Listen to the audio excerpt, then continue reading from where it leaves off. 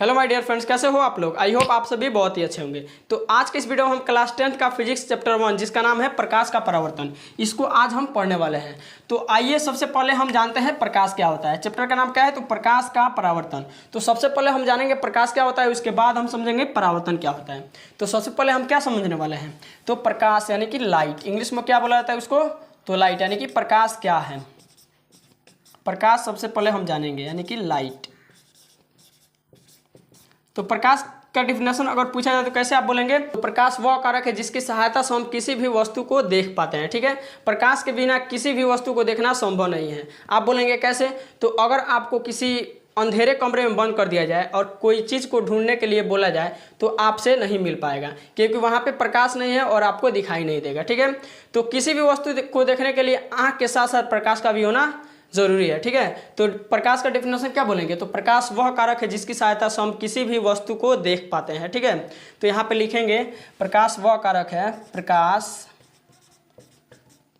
वह कारक है, वह कारक है जिसकी सहायता से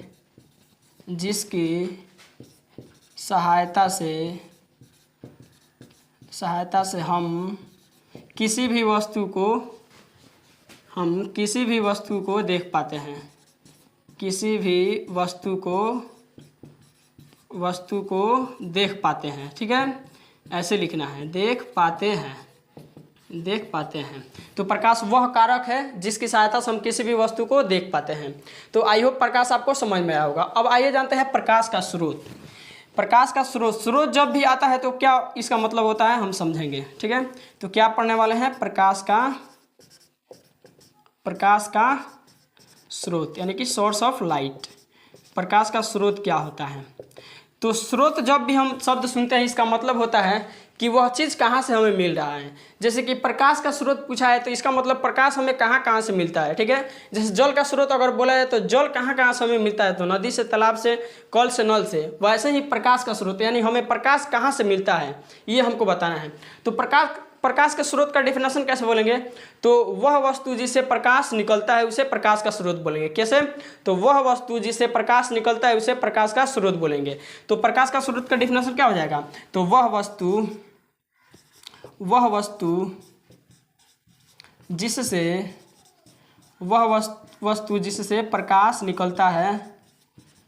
प्रकाश निकलता है उसे क्या बोलेंगे, उसे प्रकाश का स्रोत बोलेंगे। ठीक है, तो वह वस्तु जिससे प्रकाश निकलता है उसे प्रकाश का स्रोत बोलेंगे। तो आई होप ये समझ में आया होगा। जैसे कि कौन कौन सा वस्तु से प्रकाश निकलता है, तो वह सूर्य हो जाएगा। जैसे कि एग्जाम्पल का बात किया जाए, इसका एग्जाम्पल, तो जैसे कि सूर्य से प्रकाश निकलता है। तारे जो आकाश में दिखते हैं तारे, उनसे प्रकाश निकलता है, क्योंकि प्रकाश के माध्यम से ही वो हमें दिख पाते हैं। ठीक है, जैसे मोमबत्ती हो गया, मोमबत्ती इससे प्रकाश निकलता है। दीपक हो गया, दीपक, लालटेन, ये सभी ऐसी वस्तुएं हैं जिनसे प्रकाश निकलता है। ठीक है, यहाँ पे ETC लिख देंगे। ठीक है, और सब बहुत सारा वस्तु है जिससे प्रकाश निकलता है, जैसे कि टॉर्च हो गया, ये सब हो गया। ठीक है, तो यहाँ पे आप देख रहे होंगे ये जो प्रकाश का जो स्रोत दिख रहा है सूर्य और तारे, ये जो है इनको मानव नहीं बनाया है। और ये जो दिख रहा है मोमबत्ती, दीपक और लालटेन, ये मानव द्वारा बनाया गया है। ठीक है, तो ये दोनों को क्या बोलेंगे, तो प्रकाश का क्या बोलेंगे, तो प्राकृतिक स्रोत। क्या बोलेंगे, प्रकाश का प्राकृतिक स्रोत।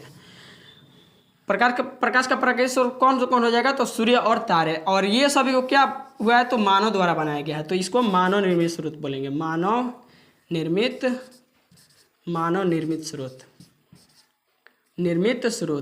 निर्मित स्रोत बोलेंगे। ठीक है, तो प्रकाश का स्रोत क्या होता है, तो वह वस्तु जिससे प्रकाश निकलता है उसे प्रकाश का स्रोत बोला जाता है। जैसे कि सूर्य, तारे, मोमबत्ती, दीपक और लालटेन। और सूर्य और तारे हैं, ये मानव द्वारा नहीं बनाया गया है, ये प्रकृति द्वारा बनाया गया है, तो इसे प्राकृतिक स्रोत बोलेंगे प्रकाश का। और ये है मानव निर्मित स्रोत प्रकाश का। मोमबत्ती, दीपक ये मानव द्वारा बनाए गए, इनसे प्रकाश निकलता है। ठीक है, तो ये आपको समझ में आया होगा। अब हमें पढ़ना है प्रकाश के निकलने और ना निकलने के माध्यम से वस्तुओं को दो भागों में बांटा जाता है। कितने भागों में? प्रकाश के निकलने और ना निकलने के माध्यम से दो प्रकार से वस्तुएं होती हैं।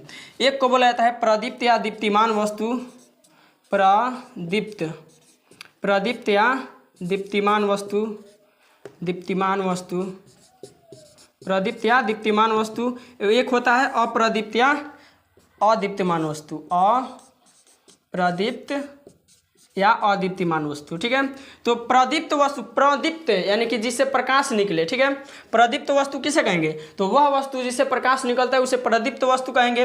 अप्रदीप्त वस्तु किसे कहेंगे? तो वह वस्तु जिससे प्रकाश नहीं निकलता है, वह वस्तु जिससे प्रकाश नहीं निकलता है उसे अप्रदीप्त वस्तु कहेंगे। ठीक है, तो वह कौन कौन सा वस्तु है जिससे प्रकाश निकलता है? जैसे कि हमने यहाँ पे लिखा है मोमबत्ती हो गया, दीपक, लालटेन, टॉर्च हो गया, ये सभी वस्तुओं से क्या होता है? तो प्रकाश निकलता है। और प्रकाश किससे नहीं निकलता है? तो जैसे कि ये मार्कर, मार्कर से प्रकाश निकलता है? नहीं निकलता है। ये बोर्ड, बोर्ड से प्रकाश भी नहीं निकलता है। किताब का बात किया जाए तो उससे भी प्रकाश नहीं निकलता है। दीवारें, दीवार होता है जो घर का, उससे प्रकाश निकलता है? तो नहीं निकलता है। ये सभी वस्तुएं क्या हो जाएंगी? तो प्रकाश जो है अप्रदीप्त वस्तुएं हो जाएंगी जिससे प्रकाश नहीं निकलता है। तो प्रदीप्त वस्तु किसे बोलेंगे? तो वह वस्तु जिससे क्या हो, जिससे प्रकाश निकले, जिससे प्रकाश निकले, जिससे प्रकाश निकले उसे प्रदीप्त वस्तु कहेंगे। जैसे कि यहाँ पे हमने बताया था, ले लीजिए टॉर्च, टॉर्च हो गया, लालटेन हो गया, लालटेन हो गया, ठीक है, दीपक हो गया, दीपक इत्यादि। ये सभी ऐसी वस्तुएं हैं जिनसे प्रकाश निकलता है। ठीक है, तो इसे प्रदीप्त वस्तु बोलेंगे। अप्रदीप्त या अदीप्तिमान वस्तु किसे कहेंगे? तो वह वस्तु जिससे प्रकाश नहीं निकलता है, जिससे प्रकाश नहीं निकलता है, प्रकाश नहीं निकलता है, नहीं निकलता है, जिससे प्रकाश नहीं निकलता है उसे अप्रदीप्त या अदीप्तिमान वस्तु बोलेंगे। जैसे कि कौन कौन से वस्तु हैं जिनसे प्रकाश नहीं निकलता है? तो जैसे कि हमने एग्जाम्पल बताया था, टेबल हो गया, टेबल से प्रकाश निकलता है? तो नहीं निकलता है भाई। ठीक है, जैसे कि कलम हो गया हमारा, कलम। अगर कॉपी का बात किया जाए तो कॉपी से भी प्रकाश नहीं निकलता है। तो बहुत सारी ऐसी वस्तुएं हो जाएंगी जिससे प्रकाश नहीं निकलता है, तो ऐसे इत्यादि करके लिख देंगे। तो आई होप ये सभी आपको समझ में आया होगा। ठीक है, इसके बाद हमें पढ़ना है प्रकाश का प्रकीर्णन क्या होता है। ठीक है, एक और टॉपिक पढ़ना है हमें, प्रकाश का प्रकीर्णन। तो यहाँ पे इसको लिख देते हैं, प्रकाश का प्रकीर्णन।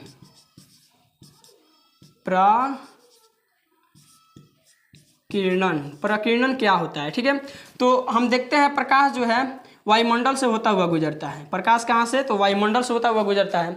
जब सूर्य का प्रकाश आता है तो वायुमंडल में धूल कण मौजूद होते हैं। ठीक है, उन पर सबसे पहले पड़ता है। उन पर पड़ने के बाद जो धूल कण होते हैं, वो वायुमंडल में जो धूल कण होते हैं वे क्या करते हैं? तो सूर्य के प्रकाश की कुछ ऊर्जा को अपने अंदर अवशोषित कर लेते हैं, यानी कि खींच लेते हैं। ठीक है, और बाकी सबको चारों तरफ फैला देते हैं। यही है सिंपल प्रकाश का प्रकीर्णन। ठीक है, समझ में आया? कैसे बोलेंगे?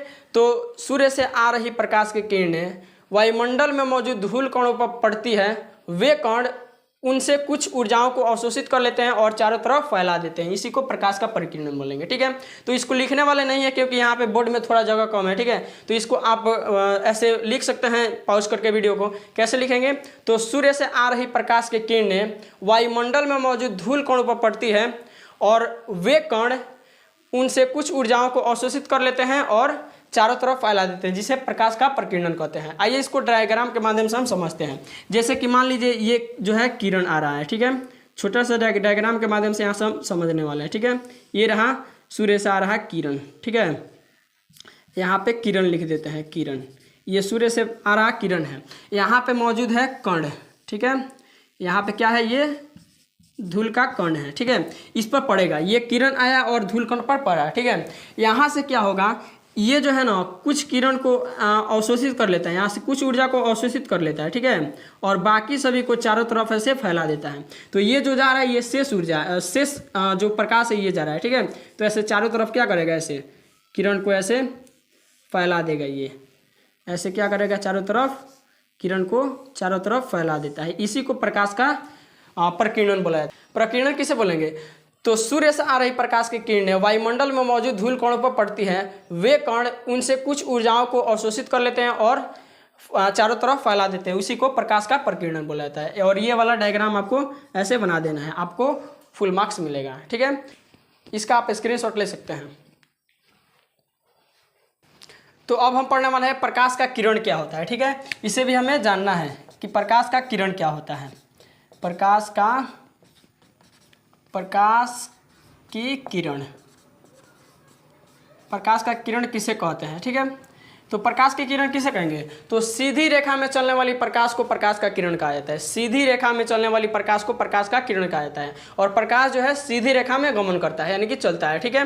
तो प्रकाश का किरण किसे कहेंगे, तो सीधी रेखा में चलने वाली प्रकाश को, सीधी रेखा में चलने वाली प्रकाश को, सीधी रेखा में चलने वाली प्रकाश को क्या बोलेंगे, वाली प्रकाश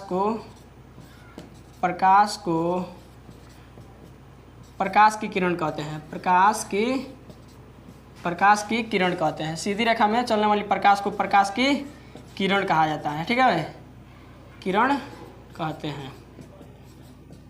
और सीधी रेखा में प्रकाश की किरण जो है सीधी रेखा में ही चलती है, ठीक है। ऑब्जेक्टिव का क्वेश्चन बनता है कि प्रकाश की किरणें चलती है, गमन करती है, तो सीधी रेखा में हो जाएगा, ठीक है। तो प्रकाश की किरण किसे कहेंगे, तो सीधी रेखा में चलने वाली प्रकाश को ही प्रकाश का किरण को कहेंगे। अब आइए देखते हैं अगले टॉपिक को। अगला हमारा टॉपिक है किरण पुंज किसे कहते हैं। किरण यहाँ पे क्या लिखेंगे, किरण पुंज।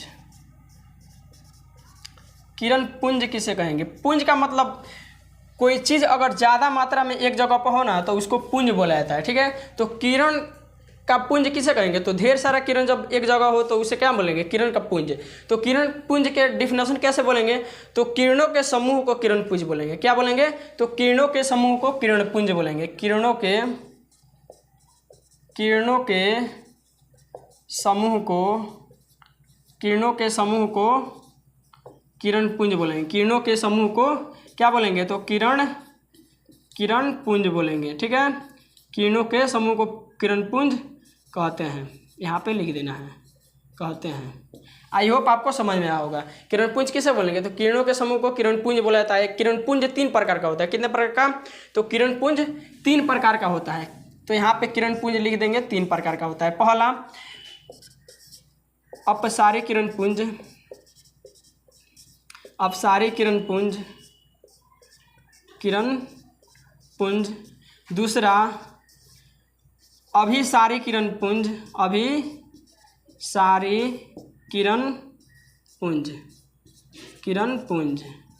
और तीसरा जो होता है ये होता है समानांतर किरण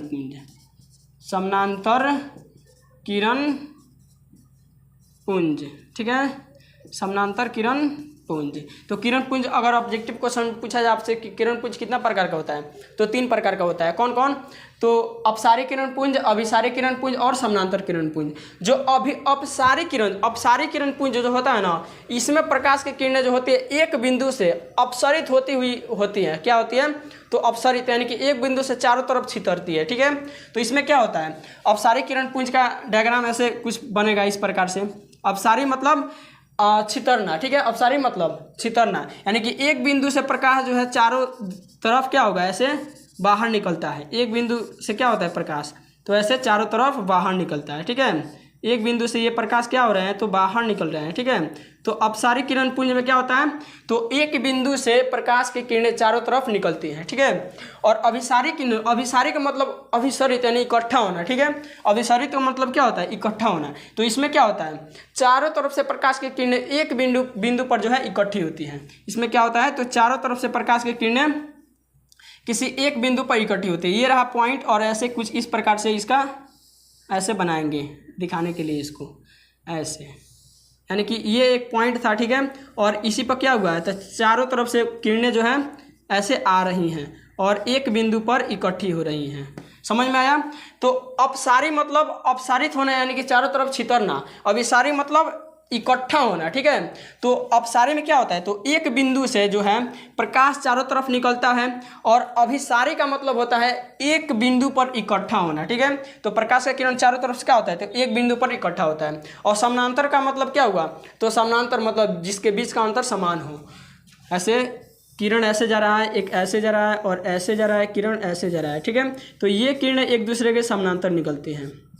वैसा किरण पुंज जिसमें एक किरण एक दूसरे के समानांतर निकलती है उसे समानांतर किरण पुंज बोलेंगे। ठीक है, तो इसको क्या बोलेंगे, अपसारिक किरण पुंज का डिफिनेशन कैसे बोलेंगे।